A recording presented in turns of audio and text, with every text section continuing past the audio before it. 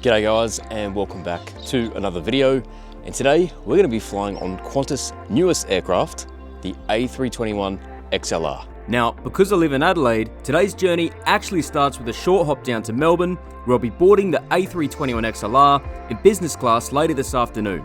At the moment, this aircraft doesn't operate any commercial services out of Adelaide, but it has been here before for a promotional and trade event where industry professionals were invited to get a closer look. Thankfully, working in the travel industry, I was lucky enough to attend one of these events through work, where I had the chance to step inside the cabin and even take a look up front in the flight deck, which was very cool and definitely gets me excited about what this aircraft brings to the table.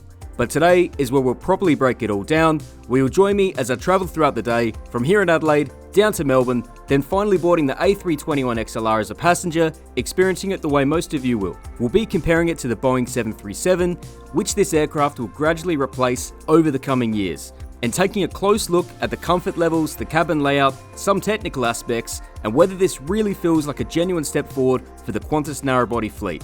Now, I know Qantas has had this aircraft for some time now, a bit over 6 months. I believe they first took delivery on the 2nd of July 2025. I'm currently filming this in the middle of January 2026, but it didn't actually begin commercial service until September last year. So really, it's only been operating for about 4 months. So my plan this morning is it's currently about 6:45 a.m.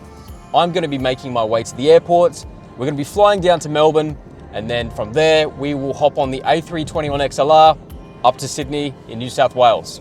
Now today, I'm going to be flying in their business class in row 5.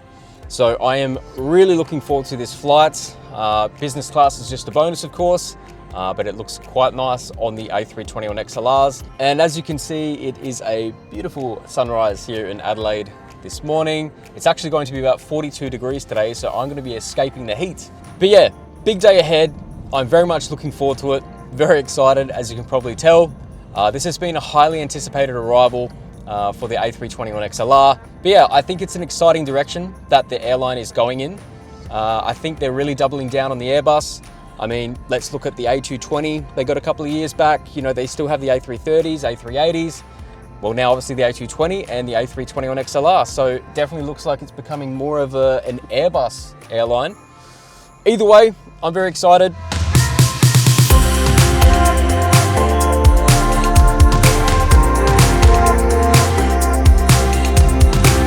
So I've arrived at my home airport of Adelaide just after 9 a.m, and my first flight down to Melbourne today will also be with Qantas on QF678, departing at 10 minutes past 10, and if everything goes to plan, we'll be arriving into Melbourne at 11:55 a.m. local time, which is half an hour ahead of Adelaide.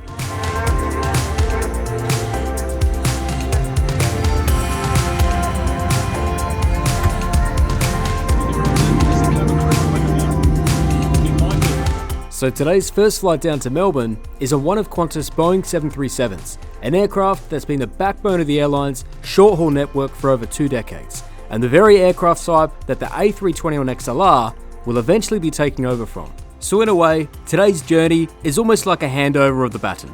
We start the trip on this 737 before boarding its replacement later on with the A321XLR.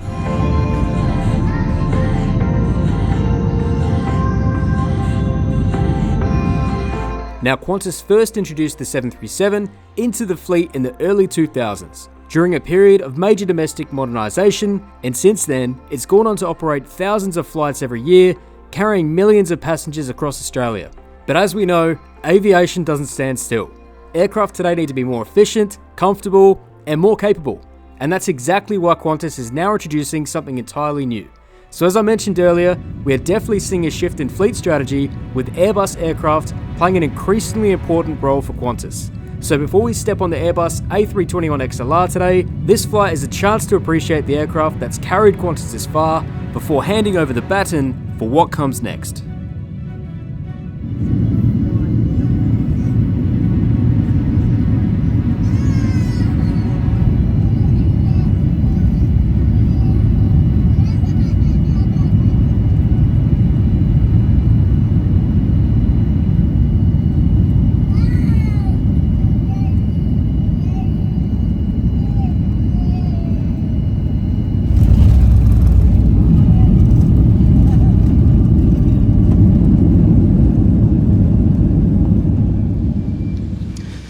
Okay guys, we are off our first flight now.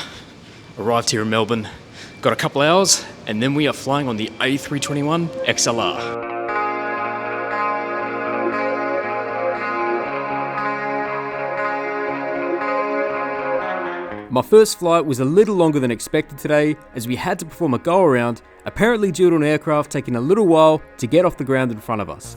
But I'll still have a good hour and a half here at the Qantas Melbourne Business Lounge, located in Terminal 1. Now, the space underwent a major refurbishment in recent years, bringing it in line with Qantas' newer lounge design, lighter tones, open plan dining, and more apron-facing seating. It's a noticeable step up from the airline's older domestic lounge style, with an expanded buffet, barista coffee station, and plenty of room to spread out. It's modern, functional, and it's definitely a nice place to kick back for an hour or two before today's flight. It wasn't long before today's aircraft arrived down from Sydney, registered VH Oscar Golf Bravo. This is the second Airbus A321XLR delivered to Qantas. The aircraft performed its first test flight on the 17th of July 2025 before completing a series of certification and delivery checks in Europe. On the 23rd of August, it began its journey to Australia from Hamburg, Germany, arriving the following day on the 24th. And just a month later, on the 25th of September, VH Oscar Golf Bravo entered commercial service, operating its first revenue flight from Sydney to Perth.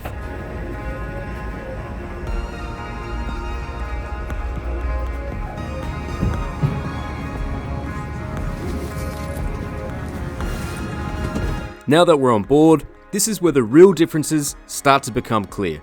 Qantas has configured the A321XLR with 200 seats in total, 20 seats in business class, spread across 5 rows in a 2x2 layout, and 180 in economy in a standard 3x3 configuration. However, on longer range domestic sectors, like Sydney to Perth, or in the future when they're doing longer international flights, a small number of seats at the very rear of the aircraft may not be allocated. This slightly reduces the sellable capacity, so it's often quoted as 177 seats in economy. But physically, the aircraft is fitted with 200 seats overall. That's a noticeable increase over the Boeing 737-800, and you can feel that during boarding. With more passengers and a longer cabin, boarding does seem slightly slower than the 737. Now, it's not chaotic, just extended. But once on board, this definitely feels like a generational step forward.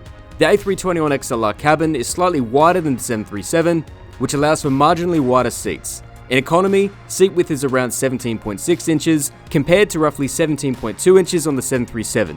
It's a small difference on paper, but over 5 or 6 hours, every bit of space counts. Seat pitch in economy is approximately 30 inches, which is fairly standard for a narrow-body aircraft.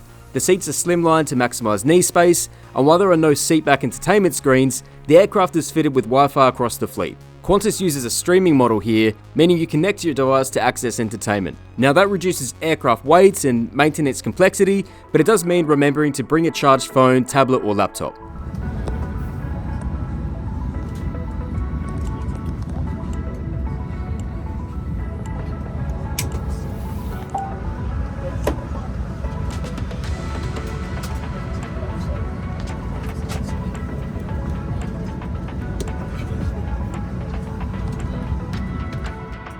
Up front in business class here, seats measure about 21 inches wide with around 37 inches of pitch, offering noticeably more than the 737 equivalent. The cabin styling feels modern, very similar to the A220, with updated finishes, improved lighting, and a noticeably quieter environment overall. Looking overhead, the Airbus airspace bins are one of the biggest upgrades. They offer up to 60% more overhead storage capacity. Considering how tight overhead space can be on the aging 737 fleet, this is a very welcome improvement. One interesting design choice is the absence of a bulkhead wall or curtain separating business from economy. From row 5 where I'm sitting today, you can see directly into the economy cabin behind me, and hear it too. It creates more open feel, but it does somewhat reduce a sense of exclusivity and privacy. Now, if that separation matters to you, row 5 may not be ideal. Whether Qantas chooses to address this in the future or not, well, that remains to be seen. But for now, as we're about ready for departure, let's kick back and enjoy the sound of the 2 Pratt & Whitney engines and make our way up to Sydney. And from there, we can chat a little bit more about this amazing new aircraft.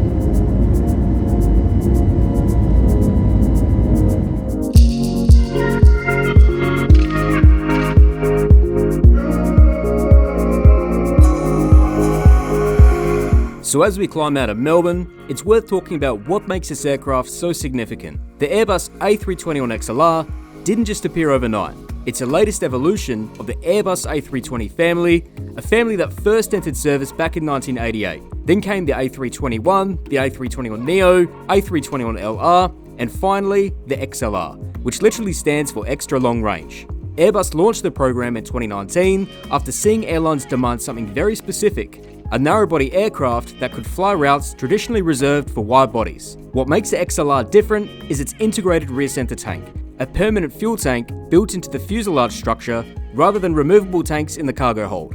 This increases total fuel capacity to around 40,000 litres. That gives a range of up to 4,700 nautical miles, or roughly 8,700 kilometres. For context, that's enough to fly Adelaide to Singapore, Sydney to Bali, or even Melbourne to Bangkok, which is wide-body territory, all done in a single-aisle aircraft.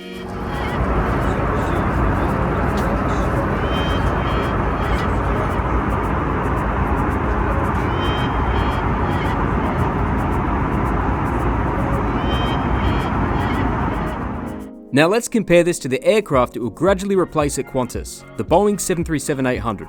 The 737-800 has a maximum range of roughly 2,900 to 3,100 nautical miles, depending on configuration. So let's say between 5,400 to 5,750 kilometers. That's a huge difference. The A321XLR can fly roughly 1,500 nautical miles further, about 2,800 kilometers, which is almost 50% more range. For airlines like Qantas, this aircraft solves multiple problems at once. A narrow-body uses less fuel than a wide-body, requires fewer cabin crew, has lower landing and airport fees, has lower maintenance and complexity, but now it can fly wide-body distances. That means airlines can open long, thin routes that wouldn't fill a 250 to 350 seat wide-body, but would work perfectly with 180 to 200 passengers. So in some ways, it reduces risk. Instead of gambling on a large aircraft and hoping demand materializes, airlines can test routes profitably with fewer seats. But this isn't just a Qantas move. Airlines across Europe and North America are already using long-range narrow bodies for transatlantic routes, Middle East to Europe, and at the end of the day, it's about efficiency. A wide body is fantastic when demand is high, but when demand is variable, seasonal, or developing, the narrow body wins. Now, one thing I've seen pop up online quite a bit, and I did want to address, is the whole discussion around the toilets on this aircraft. There's been a bit of chatter saying this plane has one less bathroom, or that there aren't enough lavatories on board. But when you actually break it down, it's not quite that simple. The Airbus A321XLR is still a narrow body. It's essentially the same cross-section as a regular A321, and if you compare it to a Boeing 737-800 that Qantas has been flying for years, you're looking at a very similar overall setup. Most 737-800s have 3 toilets on board, one at the front for business class and 2 at the rear for economy. This aircraft is broadly similar in that sense, so it's not like Airbus forgot to put a bathroom in. Where the conversation really comes from is a seat count. This aircraft carries more passengers than the older 737s, so you've got more people sharing roughly the same amount of facilities, and when you stretch that over 6 or 7 hours, that's when people start to notice it. Now if you compare this to something like an A330, obviously that's a different story. A wide body has multiple aisles, bigger galleys, and more bathroom zones spread throughout the cabin. It naturally feels less cramped. But that's not really a fair comparison, as this aircraft isn't designed to replace an A330. It's designed to replace a 737, while flying a lot further. And that's the key difference. So from my experience on this flight, in business class at least, it wasn't really an issue, but I can understand how a full economy cabin on a longer sector, it could be something people notice. Interestingly enough, Qantas has already said they'll be tweaking the configuration later on, so clearly airlines are still fine-tuning how these long-range narrow bodies work in practice. So I wouldn't call it a design flaw, it's more a case of airlines pushing the limits of what a single-aisle aircraft can do, and then adjusting once real-world feedback comes in. And honestly, that's pretty normal with a brand new aircraft type.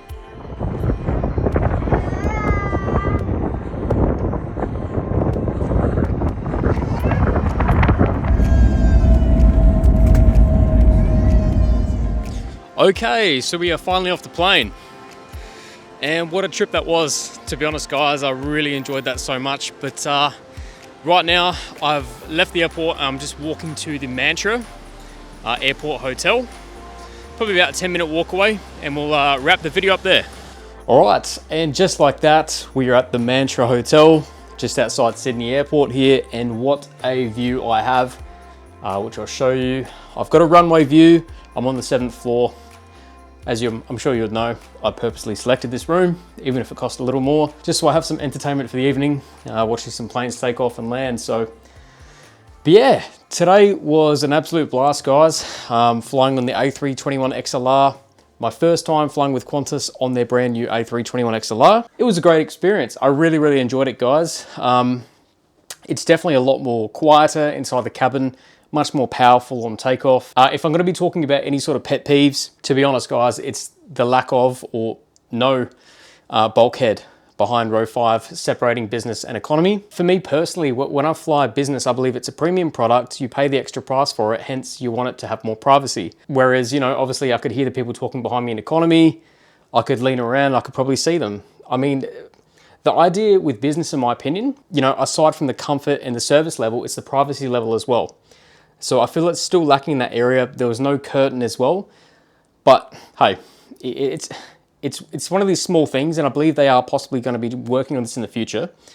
However, I really do hope in the future that they do include a bulkhead behind row 5 and also like a curtain as well. So thank you so much if you made it this far into the video. I really, really appreciate it. Thanks for sticking around. Feel free to pop a comment or like the video. Liking the videos really, really helps. And even consider subscribing if you enjoy this kind of content. I don't upload every week, but these days I'm just trying to do more quality over quantity and just trying to make sure that I put out really good videos when I do. Anyways, guys, once again, thank you so much for watching this one. Also, if you have Instagram, hit me a follow on Instagram and you know, I'll probably follow you back as well, and always happy to connect with people that enjoy and love aviation or just love flying in general or want to learn more. Anyways, guys, I'll catch you in the next one. I'll see you then.